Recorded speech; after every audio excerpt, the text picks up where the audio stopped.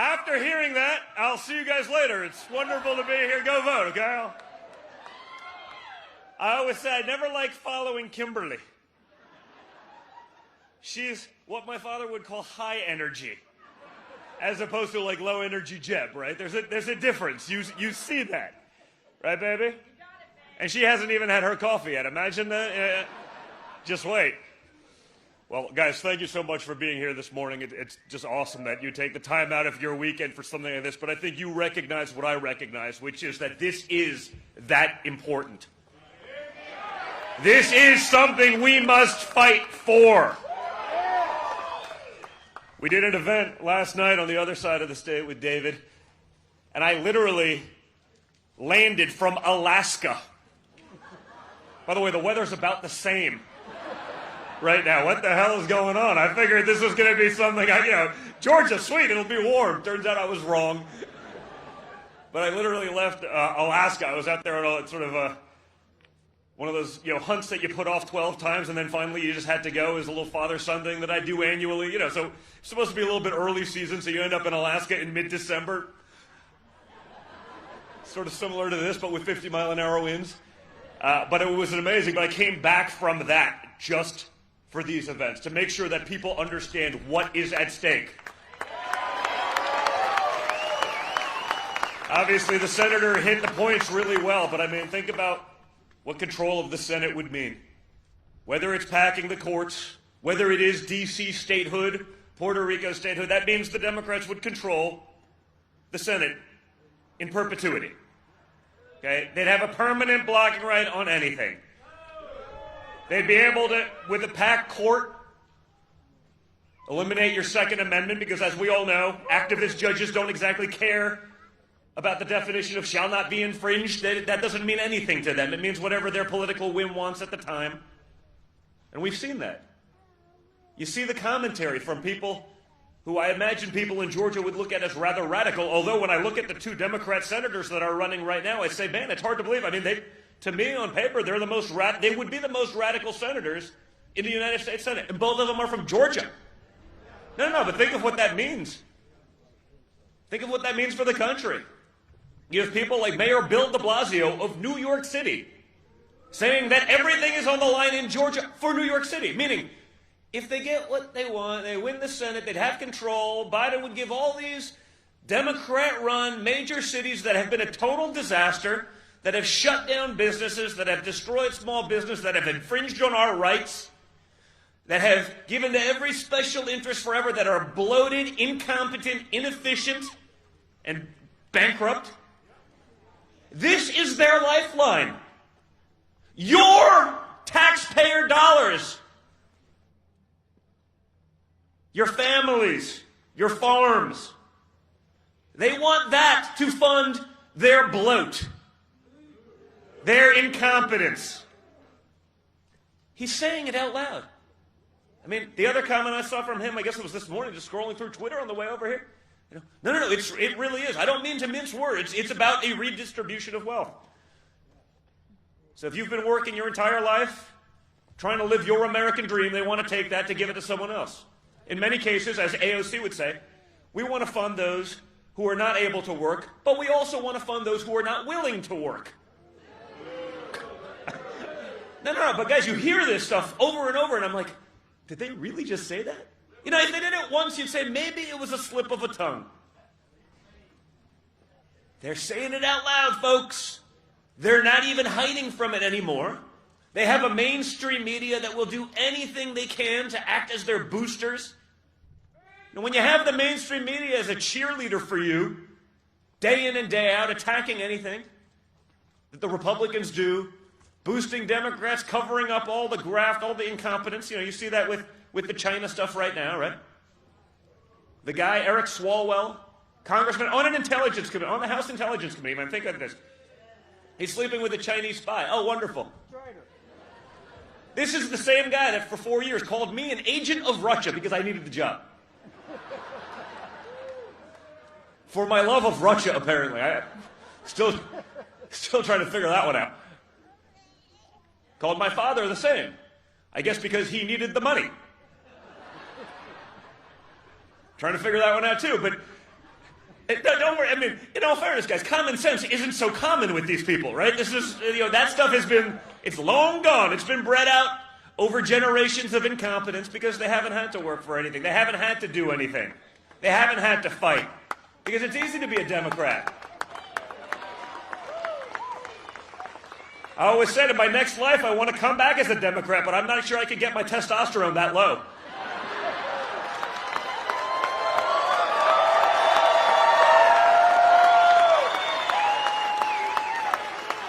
Guys, we got to call balls and strikes here, okay? No, guys, I mean, you see it.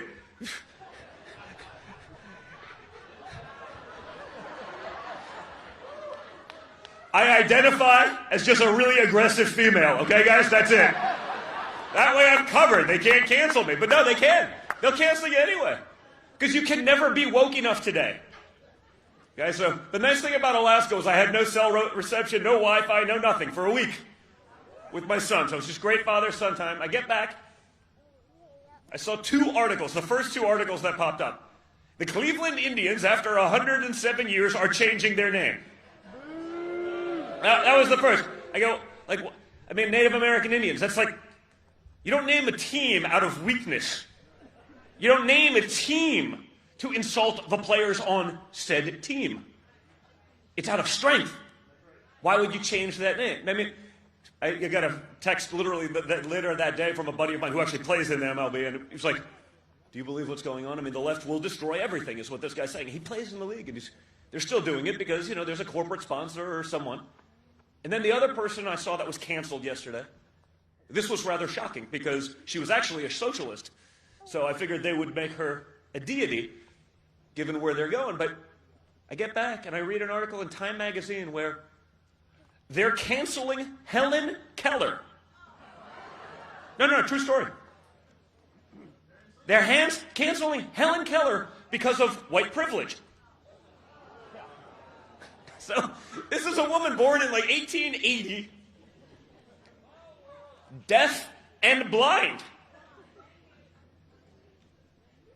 I don't know, doesn't seem too privileged. I mean, that's kind of a big one to overcome.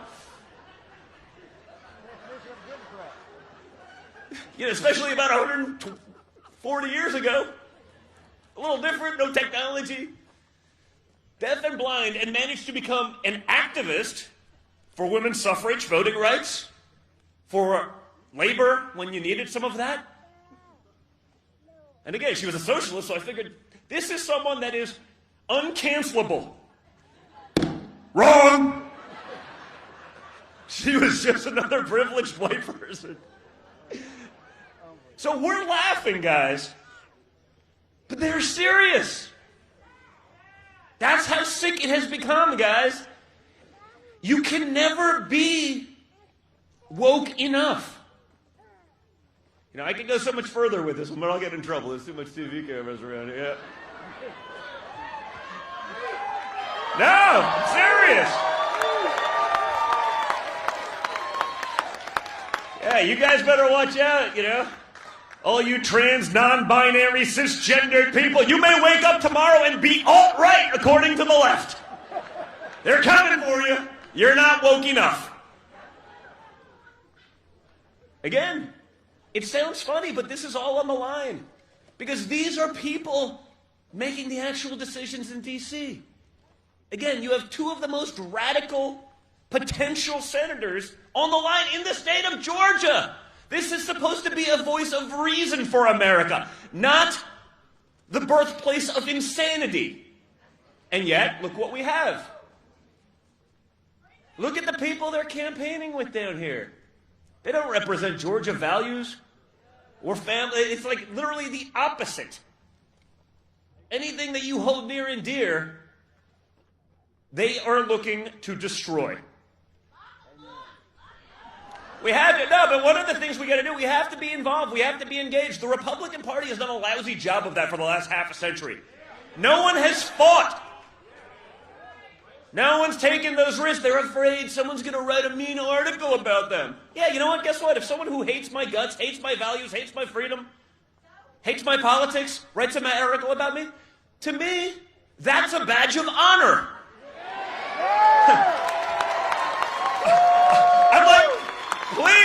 More of this. Yeah. I do that. You know, some of my friends, as I've gotten sort of more involved in politics, guys even, you know, that I know they're, you know, in political communications, they're like, Don, I got 7 calls from a reporter. They can't believe you didn't even comment about the article about that. Like, they're like, I don't take it personally when it's from some jackass that doesn't believe anything. Like, it literally doesn't bother me at all. I'm like, great. Please, someone called me a savage a few weeks ago. I was like, thank you. I don't think they meant it the way I took it, but I was like, that's the greatest compliment ever. So guys, that's what's on the line. Everything you hold near and dear. That should be enough to motivate you. All right? Now, when I hear people, you know, or conservatives say, well, it's a bad system, we should just sit it out. Oh yeah, that'll teach them, guys. That's like Nancy Pelosi and Chuck Schumer's dream. They want you to be demoralized. They want you to be discouraged. They want you to sit it out. They would love that. They've been trying to do that for 50 years. Why do you think cancel culture only goes one way? It is a war of attrition. That's what they're hoping. So when I hear conservatives say, oh, we're going to sit it out because we don't like it, guess what? Fight because you don't like it. Fight harder because you know the deck is stacked a little bit more against you. You don't sit it out. It's that turn the other cheek mentality. That's why conservatives are where we are today. Had it not been for Donald Trump, they would have never woken up. That's why it's so awesome when Senator Perdue, right? When Senator Perdue is one of the first senators to come out in favor of Donald Trump because he gets it. And he's going to fight for Trump. And more importantly, he's going to fight for the legacy going forward because all of that's on the line. Whether it be life, whether it be the accomplishments on the international scale, whether it be everything for small business and big business alike to grow the economy. You think that happened by accident? Right? Remember Obama?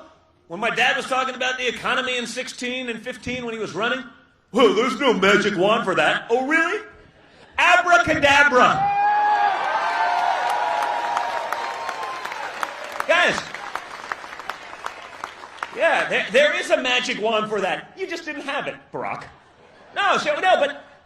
But again, to what we're talking about, it's not Barack Obama's fault that he couldn't do anything with the economy. It's not his fault. It's your fault. It's my fault. It's our fault for thinking that someone who had never done anything real in his life could actually move a multi-trillion-dollar thing and make it productive. That's on us, folks. Let's stop making these same mistakes over and over. Let's stop making them by sitting out. Let's get involved. Let's get engaged. Let's speak our mind. Let's forget about the nonsense about being canceled. I promise you guys, I've been canceled more probably since this morning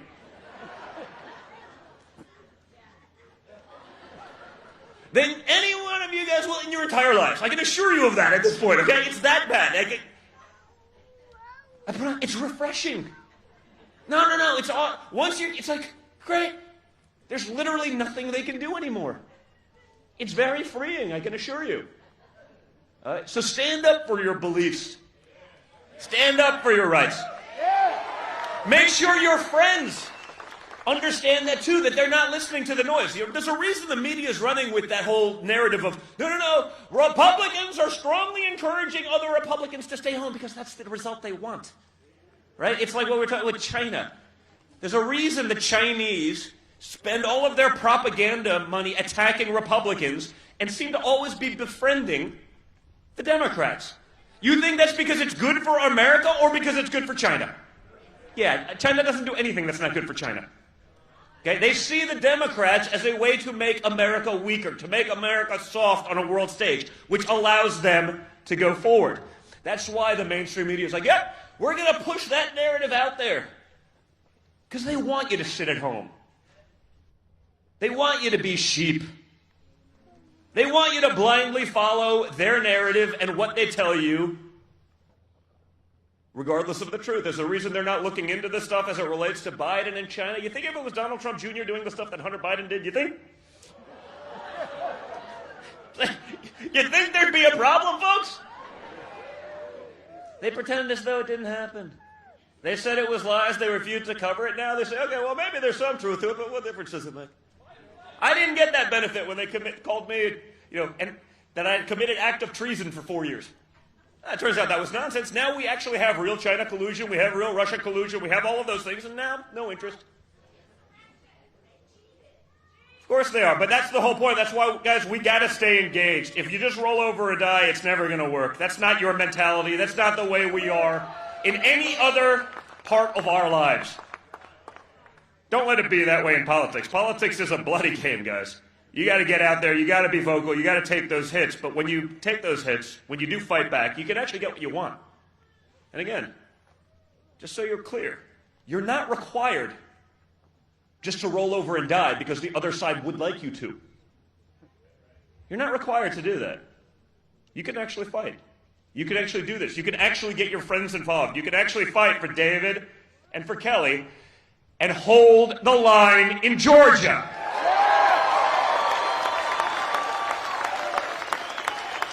So that's what I want you to do.